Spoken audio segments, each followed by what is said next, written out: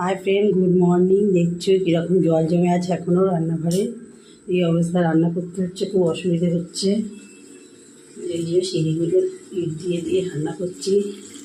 চিকেনটা করছি, সব রান্না হয়ে গেছে। মাছের ডিমে বড়া করেছি, ভাত করেছি, পটল চিনি কী করছি, আর এখন চিকেন কষা করছি। দেখুন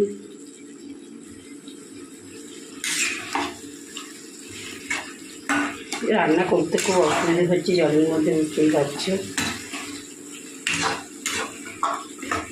জলের মধ্যে